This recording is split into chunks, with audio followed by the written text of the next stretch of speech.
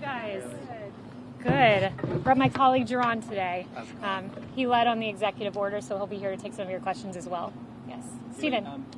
Yes, I was wondering if you could tell me, or tell us all a little bit more about the meeting with families earlier, where it took place, who attended. Yeah, it was a very important meeting, a very emotional meeting. The president, it was an opportunity for him to hear one-on-one from these families, the painful and tragic and deeply personal stories of their loss of children, in most cases children, sometimes siblings.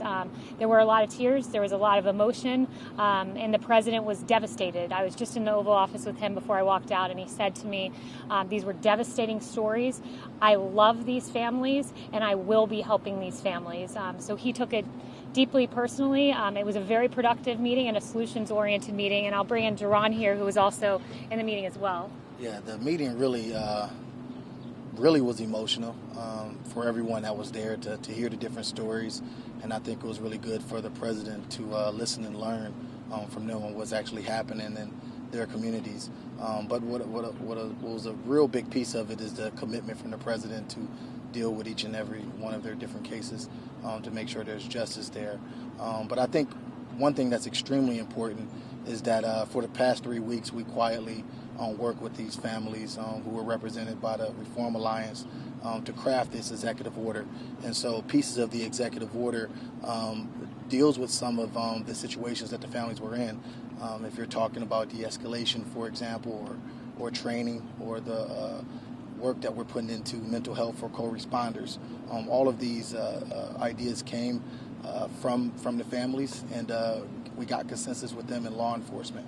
And so what you saw here was the fruit of their labor, and the president said he's not going to let the death of their loved ones just be in vain, and that we're going to turn that pain into action.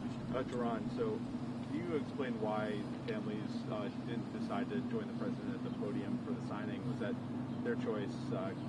Some of us noticed that Sure. He was only with law enforcement and not the families. No, it was a mutual decision because it really wasn't about doing a photo opportunity. We wanted the opportunity to really hear from the families and protect them. I mean, I think it's really unfortunate that some civil rights groups have even attacked them for coming or putting out false statements about the interaction there. It was personal, and I don't want to speak too much of what happened in that interaction because the president really wanted to listen to them and have a safe place and make it about listening to them more so than a photo opportunity. JA'Ron, can you talk a little bit more about the work that you're doing, the White House is doing with Senator Tim Scott on the bill that he's expected to put forward tomorrow? Kayleigh, I heard you say on Fox that he was really implemental in the White House executive order, but his bill is not expected to include funding for the co-responder program that the president outlined today in his executive order.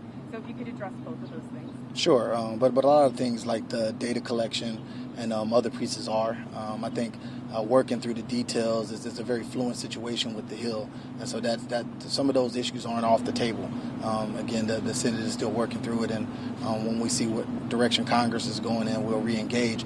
But I think very early on, Tim Scott got involved with us, and 3 weeks ago, we quietly were able to work with police and also the Reform Alliance, who represented the family, including Lee Merritt, to kind of work through a process. And we had a watershed moment about a week ago when we had the police groups here, and after that we had a quiet meeting to finalize results. But it's really all about action. That's the real thing with the president. It's not about just talking about things or doing things for a photo op, but he really wanted to bring the two sides together and kind of work on solutions to help heal our country. But why isn't the co-responder funding for that in Senator Scott's bill then? Well, it's nothing's preventing for that issue coming up. I mean, we're certainly making that recommendation to Congress. Senator Scott, I know personally, supports that piece of legislation. He supports legislation that would do just that because he thinks it's extremely powerful. And in fact, he told me that's one of the biggest outcomes out of this executive order. So I don't think those conversations are off the table. Why wasn't there anything in the... Sure. This executive order is not legally binding, and it does not directly address questions about race, even the collection of complaints. Will that include specific information about the race of victims to help you track track any sort of systemic bias in policing? Sure. So you say things are not about race, but I think... I said this executive order does not... No. You talk about the executive order. You said it's not about race, but I think bringing the police to the table with the community and having conversations and investing in those conversations and recruiting people from those communities to police them is about relationship and building trust. You know, a lot of people want to make it about race, but it's really about communities and individuals. You're trying to fix something that you can't really fix the heart of people, but you can fix individual pieces that deal with the real problem, which is access, opportunity. If you talk about the police force, you know, it's about having a police force that represents the community. When you talk about education, it's about access to education. When we talk about access to capital, it's about access to capital. And those are the things that we're really dealing with, because those are the historic issues where you see the disparities. And quite frankly, some of those issues exist in white communities as well as Hispanic communities. And so when you talk about system and race, I feel like you're missing the whole point, that people don't have access to opportunity, and that the president was elected to create a new system to help everyone. And that's exactly what we're doing. But the majority of Americans believe, according to our polling, that in a police encounter, they believe police are more likely to use excessive force on an American who is black than an American of other races. Are you saying that those people are wrong? Because it doesn't appear that this executive order addresses those concerns, which are the concerns of the larger movement where we see protesting in the street. What I think is about building trust, and you don't do that unless you bring people together, just like we did today with bringing the families and the police communities together to talk through those issues and build that trust. Because I think that's the big issue. You know, why are more young black boys aren't growing up to be cops? You know, because the trust is not there. But we can restore that trust, because you know what? We need black boys to be police. And we need black boys to protect their neighborhoods. And so we're going to push that. And so recruiting and retention is a core part of that. So when you say things like it's not about race, it's all about everything that is being an American and bringing people together. JA'Ron, the Democrat president today said he wants congressional legislation as well.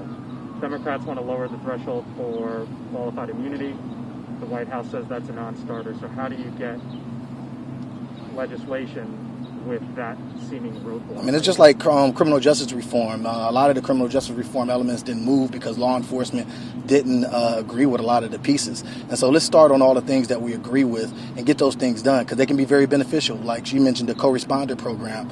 If you put a co-responder program, and that's one of our recommendations to Congress, is to fund that co-responder program, you deal with a lot of issues of mental health and drug addiction or homelessness. And I can tell you with the drug addiction piece, many of these individuals shouldn't be arrested in the first place. Maybe they need a social worker to deal with their drug addiction. Maybe they need help with dealing with drinking to cope with the pain that they have with not being able to get a job. So it's not just those issues, it's other issues. That's why the president last week offered policies for access to capital, creating access to education, and also fixing health disparities. I think we have to have a holistic vision for how we want to revitalize these communities. Kayleigh, on a separate topic, if you don't mind, how concerned is the White House about a second wave of COVID-19? Yeah, so we're closely monitoring. Dr. Birx said to me yesterday, we're not at the place of having a second wave right now. In fact, we are seeing some encouraging things, like 6% is the positivity rate for testing, under 6%.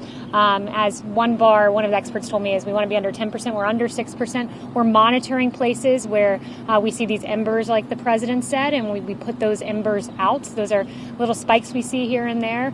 Sometimes it's because we've increased testing. For instance, in Texas, 100% of long-term care facilities have been tested. So when you increase testing, you do increase cases. But we're aware that I believe in 2% of U.S. counties, there is community spread at play, which is what Dr.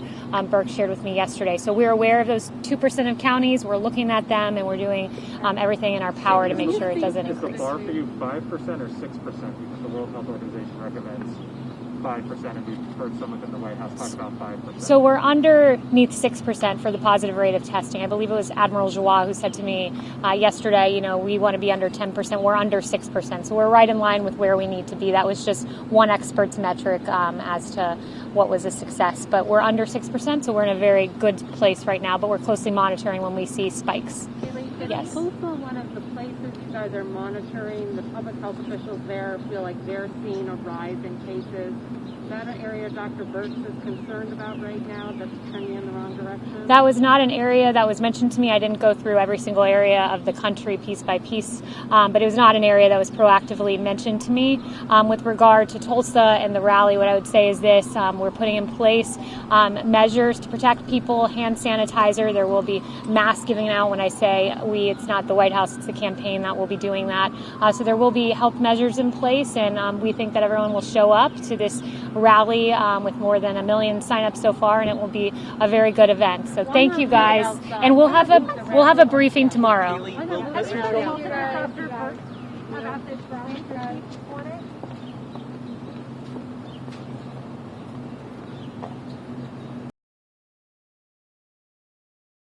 All right, folks, thanks so much for joining us here at Golden State Times. As you guys heard, there is going to be a White House press briefing tomorrow. Hopefully they don't schedule it at the exact same time as another event like the last time. But make sure that you guys are subscribed and the notification bell is on so you guys can get notified for that live stream tomorrow. If you guys enjoyed and found this video helpful, then make sure that you guys click the thumbs up button and you share it on social media. Share this video on Facebook and Twitter and Gab and Reddit and Parler and all of those social media sites. Also, don't forget to click the thumbs up button like I said.